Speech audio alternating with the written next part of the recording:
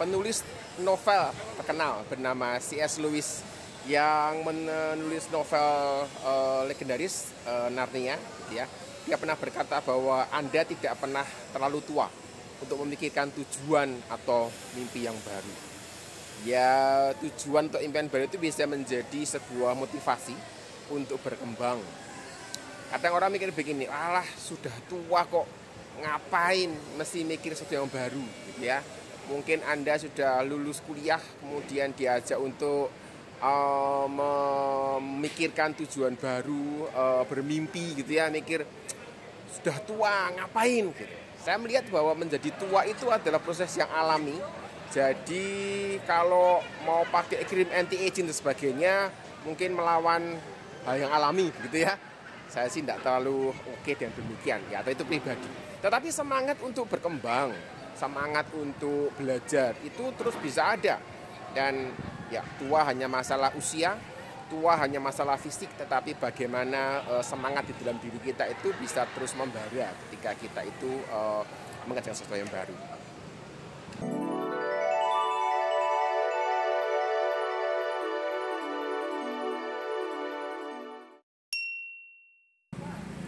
Ada sebuah pertanyaan masuk di Quora, bertanya begini, apakah akrab gitu ya atau dekat dengan guru bisa memberikan benefit? Dalam hal ini biasanya benefitnya tidak dari sisi nilai, gitu ya. Dan saya melihat bahwa guru yang mau didekati siswanya biasanya, gitu ya, biasanya bakal disukai oleh siswanya. Secara umum guru yang demikian adalah guru yang kepribadiannya terbuka. Dan kalau di level SMP, SMA, SMK begitu ya, sepertinya kedekatan dengan guru yang berbeda jenis perlu dijaga baik-baik, gitu ya, mesti hati-hati. Dan apakah itu akan mendapatkan benefit misalnya terkait dengan nilai? Nah, itu yang akan kita bicarakan pada edisi kali ini. Dalam konsep pendidikan yang ideal, sebenarnya tidak ada benefit apapun yang diperoleh ketika seorang siswa itu dekat dengan gurunya. Tetapi kan yang namanya faktor manusia itu tidak bisa dihindari, demikian juga faktor benefitnya. Menurut saya minimal, gitu ya, setidaknya siswa yang punya kedekatan dengan guru itu akan mendapatkan perhatian khusus terkait dengan proses belajarnya, terkait dengan hal-hal yang dikerjakannya. Kalau dia mau bertanya, kalau dia sedikit bingung, wajahnya kelihatan bagaimana begitu, nah itu guru itu akan lebih memperhatikan karena ada kedekatan emosional tadi. Dan sekali lagi, kalau untuk guru yang studi di SMP, SMA, SMK, kalau beda lawan jenis mesti hati-hati ya, karena bisa membawa banyak hal, bisa membawa orang dalam banyak pencobaan, kira-kira demikian.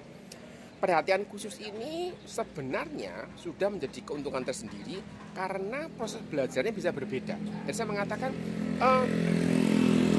ketika wajahnya itu menunjukkan bahwa dia tidak mengerti, gitu ya, tapi belum bertanya, gitu ya, maka kemungkinan besar gurunya akan langsung tembak dia. Eko tidak mengerti apa, gitu. Rudi tidak mengerti apa, gitu. Ana mana yang tidak mengerti. Nah, itu menjadi satu perhatian yang diberikan secara khusus.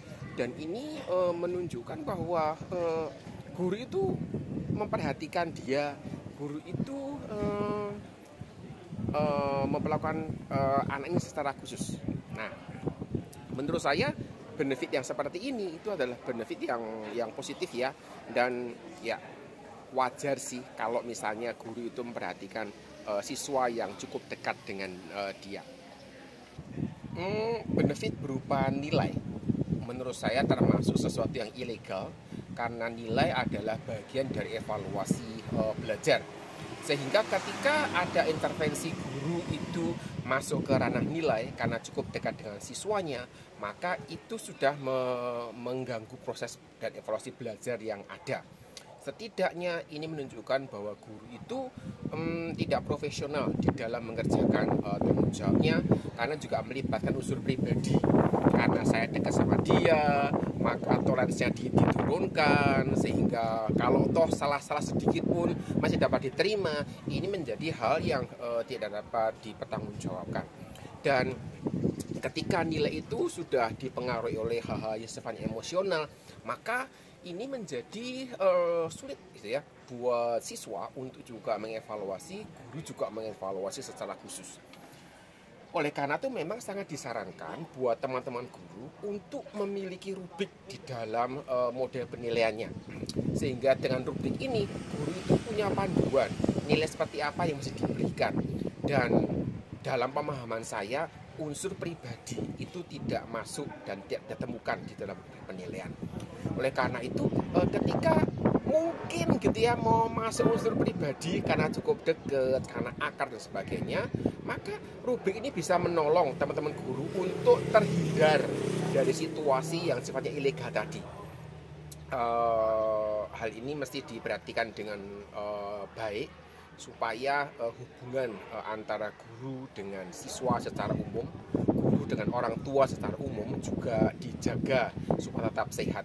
Ketika ada guru yang dekat dengan siswanya, kemudian siswa yang dekat tidak berbenefit berupa nilainya lebih baik gitu ya, maka ini menciptakan satu hubungan yang tidak sehat dan ya bisa muncul gunjingan sana sini.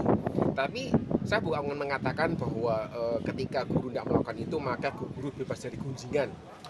Mohon maaf gitu ya, profesi guru adalah salah satu jenis pekerjaan di Indonesia yang banyak digunjingkan.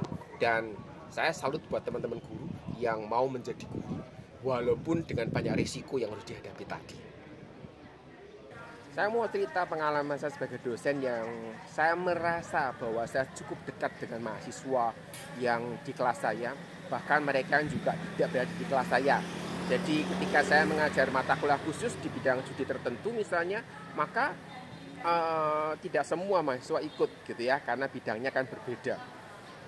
Kami sering bertegur sapa saat ketemu di jalan, bahkan ketemu di mall, ketemu di toko buku misalnya, kami akan bertegur sapa, saling menyapa dan sebagainya. Mungkin itu ada hal yang mungkin ya biasalah gitu ya, kalau ada mahasiswa ketemu sama dosennya, kemudian dosennya disapa gitu ya, sebagai bentuk penghargaan. Tidak masalah sih, tapi saya juga cukup akrab gitu ya dengan mahasiswa di luar prodi yang saya ajar. Jadi kalau pernah sih ketemu dengan satu mahasiswa bertanya, "Bapak kok enggak pernah kelihatan di prodi ngajar?" gitu.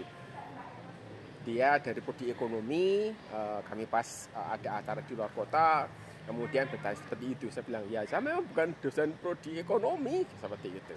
Ini menjadi pengalaman yang menarik menurut saya. Kemudian kedekatan ini juga saya nikmati ketika kami makan bersama, duduk semeja di kantin gitu ya, cerita hahi sana sini sambil bercanda. Dan sebenarnya gitu ya, ini adalah ajang yang menurut saya cukup menarik gitu ya, karena ketika makan semeja dengan mahasiswa di kantin sambil bercanda, biasanya saya akan mendapatkan berita-berita rahasia di kalangan mahasiswa. Misalnya pernah dulu ada yang cerita bahwa ada mahasiswa yang minggat gitu ya dari rumah karena bertengkar dengan papanya. Dan memang tidak lama kemudian papanya ini ketemu gitu ya, karena ketemu kemudian sempat tanya juga. Seringkali ini menjadi hal-hal yang tidak akan ditemui gitu ya di dalam pembicaraan formal. Kemudian ketika ada mahasiswa yang tidak suka dengan dosen yang ngomong terbuka ketika itu juga menjadi bagian yang saya bisa pakai untuk memberikan satu hal yang mungkin mereka kelewatan ketika mereka mengamati dosennya. Kadang ada mahasiswa yang protes gitu, dosennya tidak fair, dosennya begini-begini.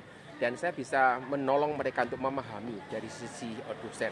Dan ketika saya melihat memang kayaknya kok tidak benar ya, maka saya bisa berbicara dengan sejawat untuk membicarakan hal ini. Setidaknya memperbaiki situasi yang ada. Mahasiswa yang cukup dekat dengan saya berani menjamin bahwa mereka tidak mendapat keuntungan dalam hal nilai. Bahkan beberapa di antara mereka termasuk juga yang mendapatkan nilai buruk, bahkan tidak lulus ketika mereka mengikuti mata kuliah yang saya ajarkan. Sehingga ketika ada orang mengatakan bahwa ya nilainya bagus karena cukup dekat gitu ya, saya berani mengatakan enggak, dan bahkan beberapa mahasiswa berani pasang badan gitu ya, membela. Tidak mungkin gitu. Saya cukup dekat dengan beliau, tetapi saya malah tidak lulus seperti itu. Tetapi kami tetap berteman dengan baik. Kami tetap bertegur sapa, tetap ngobrol ketika makan di kantin, ketika ketemu di laboratorium misalnya, ya tetap berteman dengan baik, tetap terbuka.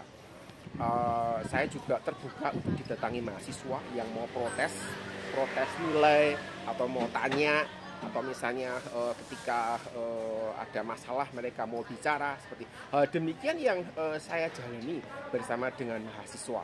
Dan tentu saja ini juga setidaknya menolong mereka gitu ya, menolong mereka untuk menempatkan diri dengan bijak. Ada orang yang khawatir gitu ya, nanti kalau saya jadi dosen dekat dengan mahasiswa, nanti mahasiswa ini kurang ajar sama saya gitu ya. Jadi saya mesti jaga supaya ada jaraknya. Ya, itu pendapat masing-masing, tetapi saya lebih suka dekat dengan mahasiswa sambil menempatkan diri dengan bijak dan juga mengajar mereka untuk bisa menempatkan diri dengan bijak. Sebenarnya mahasiswa yang cukup dekat dengan saya tadi, mereka mendapatkan benefit. Setidaknya saya lebih memperhatikan mereka gitu ya ketika mengajar di kelas.